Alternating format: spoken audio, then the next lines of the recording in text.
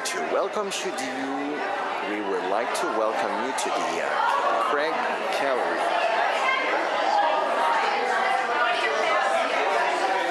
And the show is mediatized and put it on TV with SteveTv.tk media.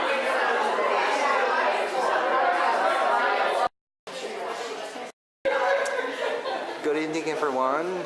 You're on your Halifax Positive News, and this week we are covering an exhibit called Maritime Scenes Over the Edge with Carol Morrison. We went to the western coast of Newfoundland a few years ago, and sadly it was a full trip, so I wasn't able to do any planning or anything. So these were lovely photographs. But it's a memory of a beautiful view. Oh, it is. It's gorgeous. Are those chocolate? Those are post-Mormon table lamps. So, Let me ask you, well, apparently it's a very ancient rock, but nothing grows on it. So, that's fair rock. But nothing green on it. Gorgeous color.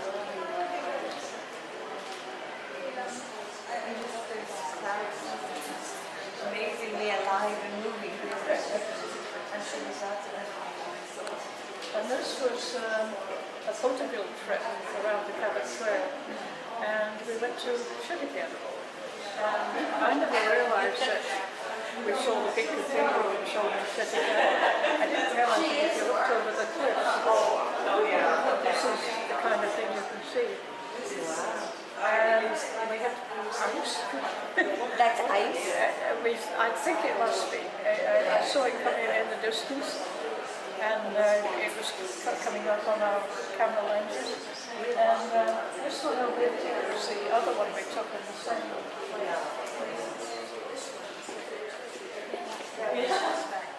Oh, that is beautiful. So those are the walks in City Camp with my island in the distance.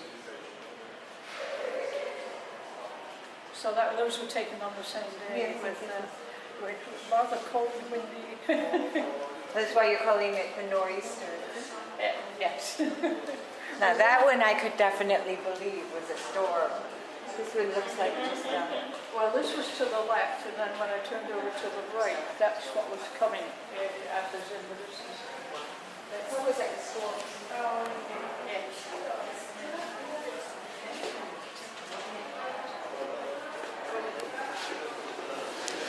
Now this one's sends the old one out. This was from a trip to Cuba. And I figured, okay, maritime scenes, we can have one tropical one. So the temperature of that water is nice and warm. Definitely. But here's another more local tropical one. This one.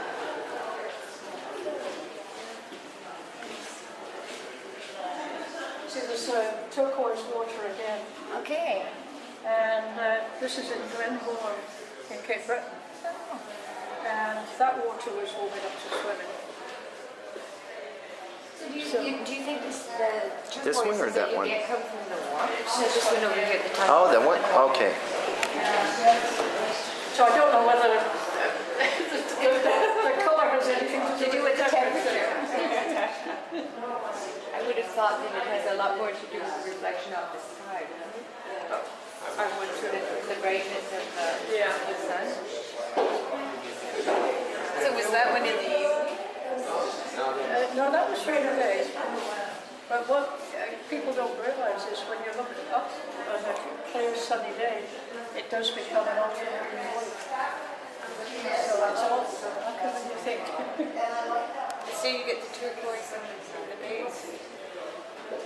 That's And again, they've got the sort of gold reflections from the ultramarine sky.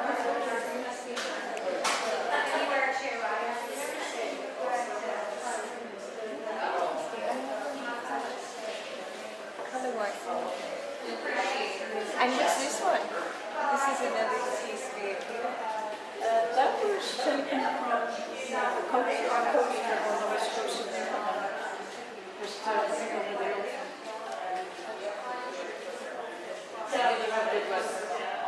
Actually, we did. And except that there was only one blustery day, but apart from that, it was absolutely gorgeous. So I think we're very lucky. But you got paintings out of blustery. Did you know? well, the ones in Chittagam, that was a different fruit. Of course, that was in Cape Breton, whereas this was in Newton. Now, the Cape Breton trip, that was a week after Thanksgiving, when this was beginning to, get a little school. And actually, that blustery trip, the colour rock paintings from that same trip, and that's on the sort of northern part of the country.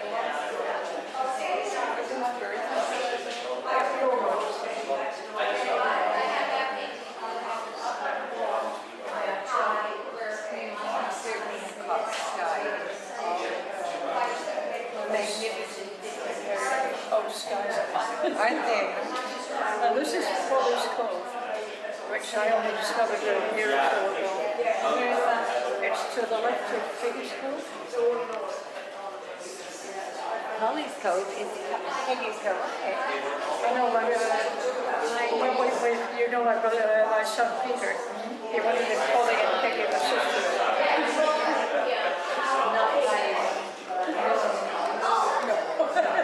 They don't know why they call it that.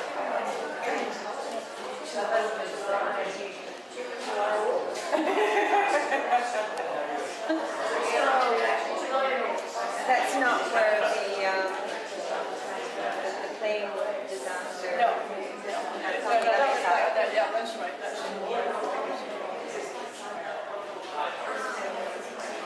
Well, that's a beautiful spot.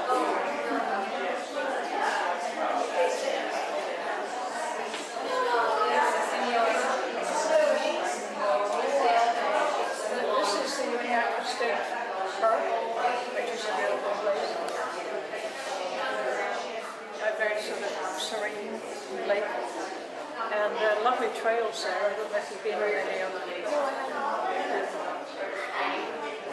And this is Polly's Cove. And this is Two Islands, which is up towards Palestine. So kind of picture you get all over the place.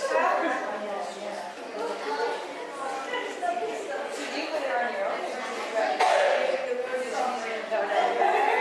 Painting we have to do it. I do sometimes go out with a plan.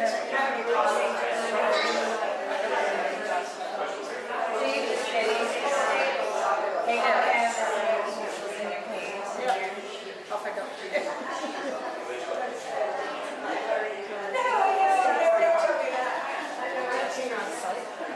So, these little ones are all painted on site. Yeah.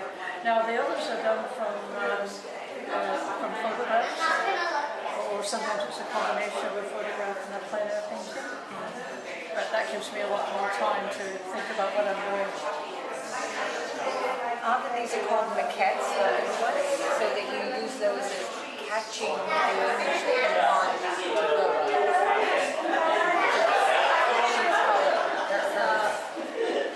Small ones.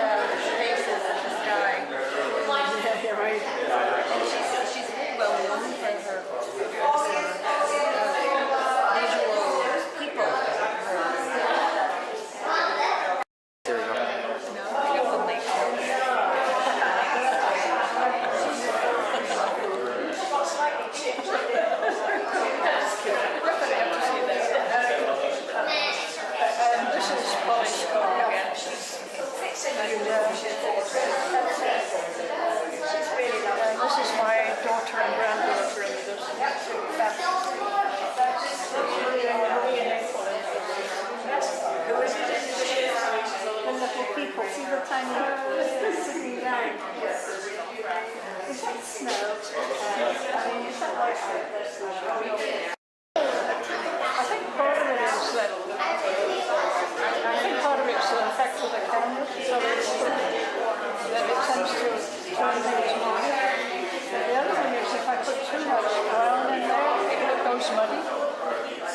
tend to go mauve rather than brown. Plus, I just like mauve.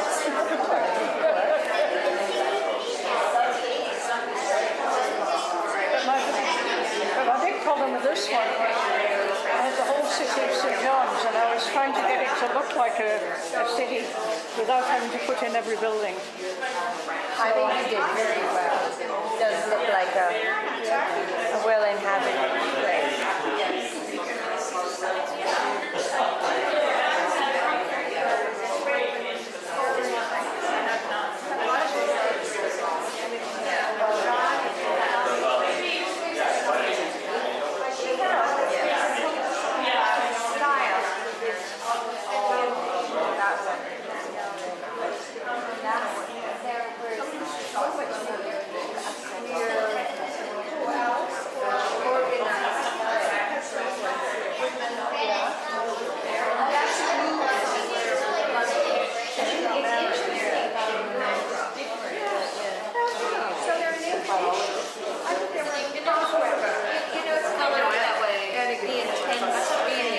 But it's very provish. It's not trying to get hard edged. Whereas that one you need a lot of bars to almost make it. Well, when I get into painting rocks, I find you pretty much have to. So, are you talking about the actual? Whereas that one there's edging that's very slow. But the trouble is when you're trying to paint A rock. so I'm sure other people can do it in a much more impressionistic way, but I don't seem to be able to do that. And I'm painting a rock, it's got to have it.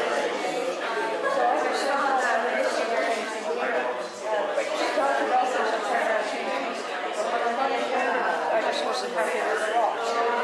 So I went to the rocks again from my photograph.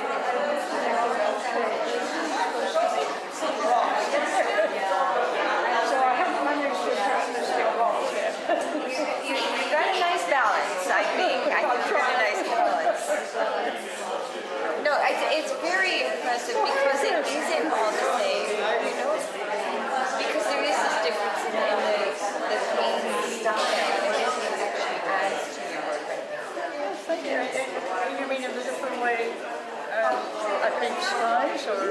Well, the different skies, each sky is different. I mean, each of your characters in the sky are completely different, but also the different ways you're putting the paint on and the colors that you're using. I think it's just lovely, and it does come out very well. Thank you. I guess colour's the main thing that I really like. Interesting here. Umbers and stuff you're not going to use because they'll turn into mud. I think that's why I tend to stay away from both colours, because of that reason. So I keep getting back to primaries and secondaries rather than tertiary colours. That's a good point. So the only time that umber comes in is mixed with ultramarine blue from my For your blacks, I was going to say, how did you make a good black? And you don't want to actually use black paint. And you're using your blacks for your stoves. So. I never actually use black paint. It goes dead. No, but you're mixing your own black, right? Or something very akin to it. But I'm saying you're using that umber for your darks, for your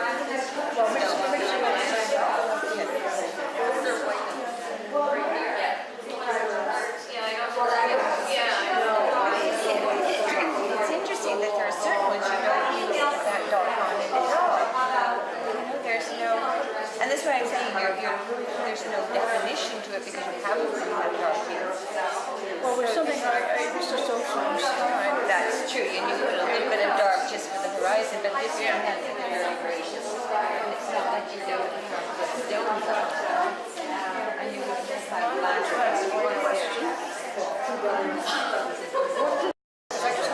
No, I'm not a black glass.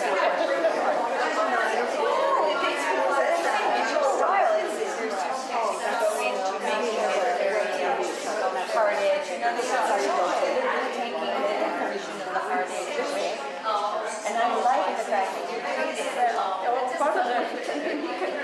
it's more in the distance as well. So I think that's probably it. It depends how close the thing is. So if you've got something in the far distance, you don't have to look it up. You know, you're not going to see that much of it. But it also maybe that's a bigger outlet. That would be better far away than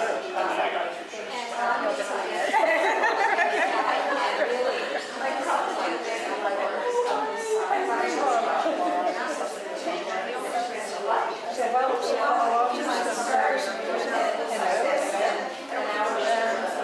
this gentleman has a website. Okay, right there? Okay, good. Back here, right like it. Okay. Oh, sorry. There you go. Yes, right here. Yes. Oh, yes. Very good. Okay, there. So, I would say what if you put yourself more here? Okay, good. Otherwise, we sit back. Yeah, like that. Okay. This picture here, lovely composition, clouds, and just real beautiful painting. And very eye-opening as well. Colors are absolutely beautiful and vivid and very picturesque, I would say. And this one I especially like as well. I absolutely love the clouds and it's just so peaceful looking. And wow, this display of pictures here, love the different seasons. The winter one there, the fall one there, the summer one there, and maybe that's spring, I'm not sure, but they're just absolutely beautiful. Thank you.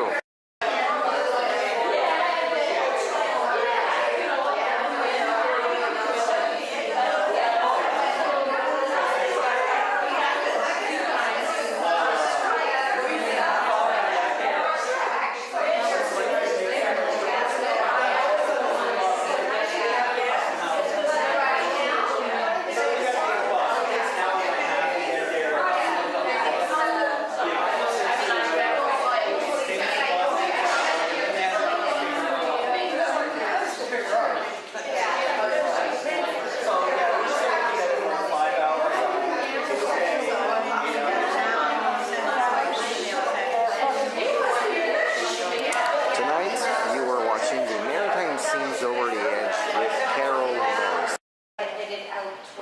Sounds good. Okay. Okay. So what would you like us to say about this? She can explain them Again, okay. in a brief manner, yes? We were discussing this Yes. one, and that was your Cuban one? Okay. And the color, which was... Yeah, this was a trip to Cuba a year ago where I took these photographs, and the colours were just so wonderful. So you've got the reflection of the ultramarine sky on the surface, but then you've also got the turquoise colour. And I hadn't realised until I really looked at the photograph and started analysing the colour, just how many different colours there were, including in the deeper parts of the waves, including the gorgeous green. So it was a real kaleidoscope of colours. Yeah, even the sky has been reflecting a whole series of different colors you've mixed in with it. But what a lot of people don't realise, on a sunny day, even in Nova Scotia, you get these beautiful skies going from sort of more of a cerulean blue up to a deep ultramarine when you really look up. And one of my art teachers at NASCAR said that the artists in Paris used to go to the south of France to get these because of the quality of the light. And she said, we have the same light in Nova Scotia. So, you know, this is in the Caribbean, but you can get the same kind of light here. And you were saying that there was a similar one that was Nova Scotian over here with the same colors. That's right, yeah. But of course, the other thing that fascinates me are the different changing conditions of light and storms and clouds, which you can see in a lot of these paintings. So I love trying to paint the different cloud formations. And this is where photography really comes into its own, because when you're plein air painting, it's very difficult to catch changing weather conditions. And of course in Nova Scotia we've always got changing, well, almost always got changing weather conditions. The 5-minute Yeah. formula. You don't like the weather? Wait 5 minutes. Yeah.